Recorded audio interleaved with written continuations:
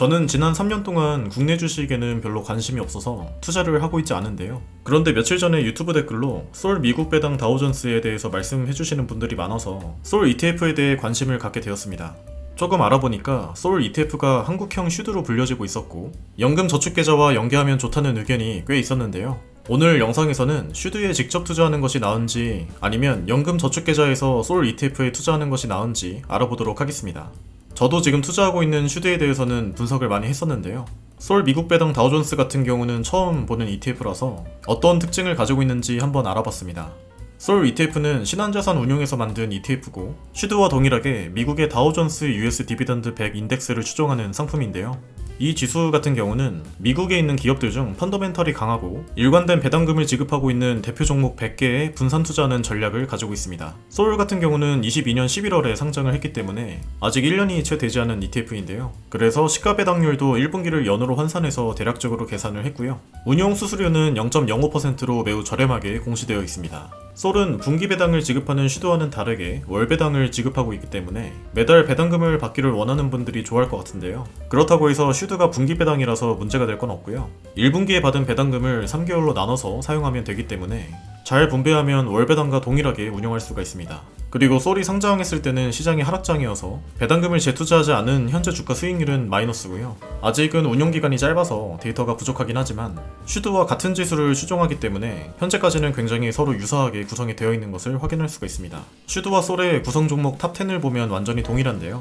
하지만 종목별 비중은 조금씩 다른 것을 확인할 수가 있습니다. 기본적으로 같은 지수를 추종하기 때문에 슈드와 유사하게 움직이겠지만 운용사가 다르기 때문에 완전히 동일한 흐름을 보이지는 않겠죠. 그렇다면 슈드와 솔에 각각 투자했을 때 기간별로 어느 정도의 배당금을 기대해 볼 수 있는지 대략적으로 계산해 보도록 하겠습니다.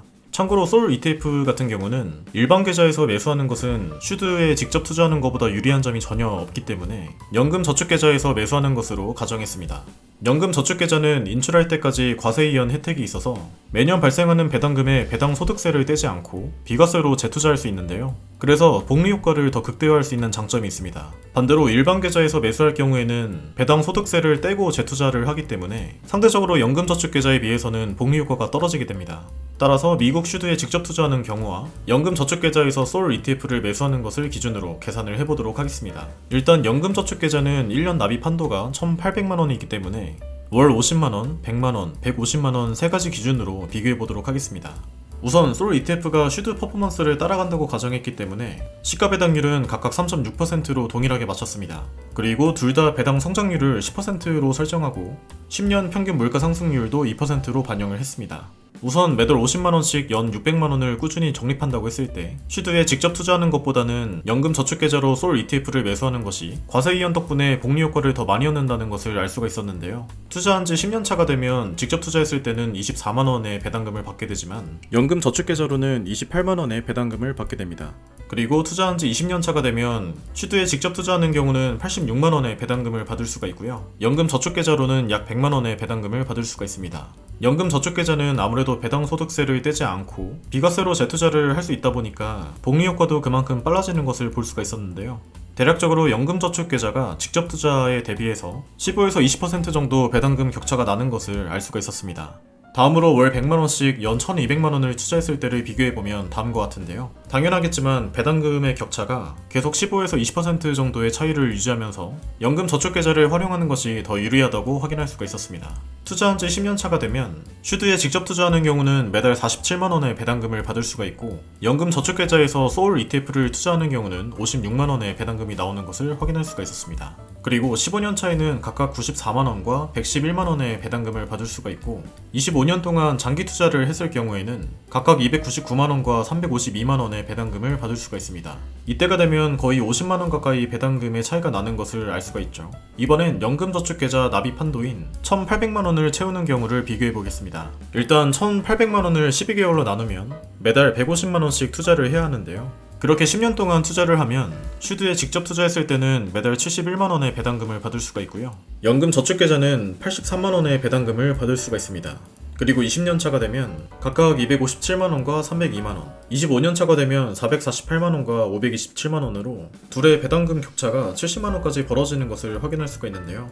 매달 투자하는 금액이 커지게 되면 배당금의 격차도 그만큼 커지는 것을 볼 수가 있습니다. 정리해보면 소울 미국 배당 다우존스가 슈드와 동일한 퍼포먼스를 낸다는 가정하에 연금 저축계좌에서 소울 ETF에 투자하면 과세이연 덕분에 대략적으로 15에서 20% 정도의 배당금의 격차가 발생하는 것을 확인할 수가 있었는데요.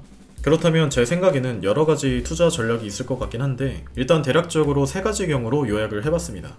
첫 번째는 연금저축계좌의 납입 한도인 1,800만원을 채우기 위해서 매달 150만원을 소울 ETF에 투자하고 남은 금액은 슈드에 직접 투자하는 전략인데요. 이렇게 하면 배당을 재투자했을 때 과세이연으로 복리효과를 최대한으로 극대화할 수 있겠죠. 두 번째는 연금저축계좌 세액공제 한도인 600만원, 즉 매달 50만원까지만 소울 ETF에 투자하고 남은 금액을 슈드에 직접 투자하는 전략인데요. 이렇게 하면 연금저축계좌와 슈드에 균형 있게 투자할 수가 있겠죠. 그리고 마지막 세 번째는 그냥 슈드에 직접 투자만 하는 전략인데요. 이렇게 하면 한국형 슈드로 불리는 소울 미국 배당 다우존스의 퍼포먼스 리스크를 줄일 수는 있지만 배당 소득세를 내야 하는 단점 또한 존재합니다. 일단 저 같은 경우는 3번 전략인 슈드에 직접 투자만 할 생각인데요. 그런데 제 와이프한테 슈드 직접 투자와 연금 저축계좌에 소울 ETF를 매수하는 것을 비교해서 설명을 했는데 제 와이프 같은 경우는 매달 남는 돈을 연금 저축계좌에 투자한다고 하네요. 뭐 일단 둘이 합치면 저희 집안 자체는 2번 전략이긴 합니다. 하지만 어쨌든 저는 지금까지 해왔던 대로 슈드에 직접 투자하는 것을 계속 할 생각인데요. 지금부터 말씀드리는 것은 저의 개인적인 생각이기 때문에 그냥 가볍게 흘려들으시면 됩니다. 앞에서 비교해봤을 때 배당 재투자 관점에서는 연금 저축 계좌에서 소울 ETF를 매수하는 것이 과세 이연이라는 상당한 메리트가 있기 때문에 슈드에 직접 투자하는 것보다 더 좋은 퍼포먼스를 보여줬는데요. 하지만 장점만 있는 ETF는 없듯이 소울 미국 배당 다우존스 또한 리스크가 있는데요. 일단 상장했을 때부터 장세가 좋지 않았기 때문에 현재까지 계속 마이너스의 주가 수익률을 보여주고 있고 거래량이 아무래도 국내다 보니까 슈드에 비해서는 좀 부족하고 괴리율이나 퍼포먼스 등의 리스크가 존재하긴 합니다. 일단 대부분의 이유를 떠나서 제가 슈드에 직접 투자하는 가장 큰 이유는 소울 미국 배당 다우존스의 퍼포먼스가 앞으로도 계속 슈드의 퍼포먼스를 비슷하게 따라갈 수 있을 것인가에 대한 우려 때문인데요. 저 같은 경우는 투자 결정을 할 때 과거 데이터를 많이 참고하는 편이라서 일단 슈드 직투를 하면서 좀 지켜볼 생각입니다. 하지만 이건 그냥 저의 개인적인 의견일 뿐이고요. 동일한 퍼포먼스를 낸다는 가정으로 데이터를 비교했을 때는 연금 저축계좌를 활용하는 것이 복리 효과를 가장 극대화할 수 있는 장점이 있기 때문에 각자 상황에 맞게 앞서 말씀드린 1번, 2번, 3번 전략이나 혹은 본인만의 전략을 세워서 투자를 하시면 좋을 것 같습니다.